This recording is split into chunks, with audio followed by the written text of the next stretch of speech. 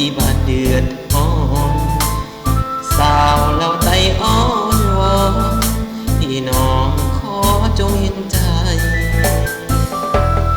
ปากเสอดีตการนานมา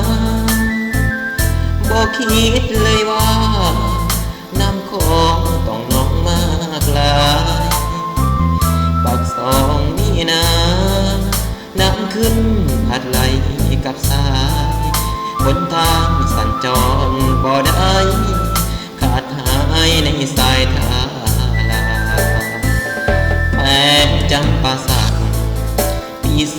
2019นี้นะ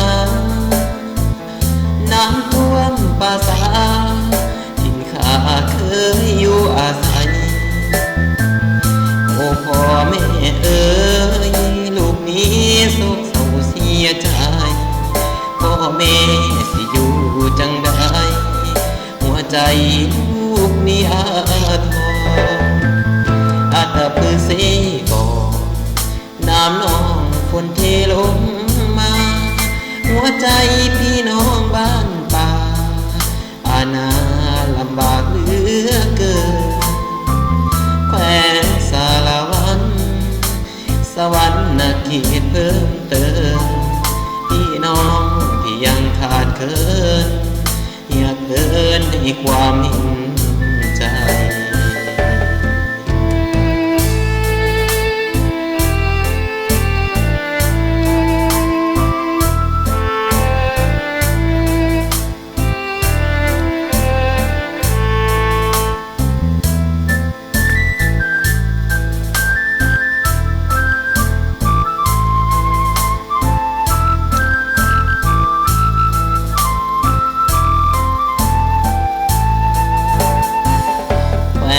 จำปาสัก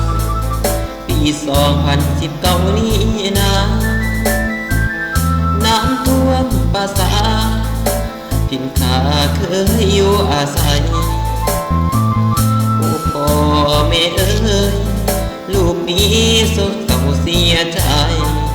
พ่อแม่สิอยู่จังได้หัวใจลูกนี้อาทรอาตปือเสก่อน้ำนองฝนเทลงมาหัวใจพี่น้องบ้านป่า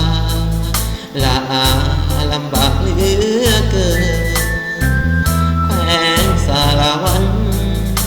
สวรรค์นาเขตเพิ่มเติมพี่น้องที่ยังขาดเคินอยากเกินให้ความเห็นใจ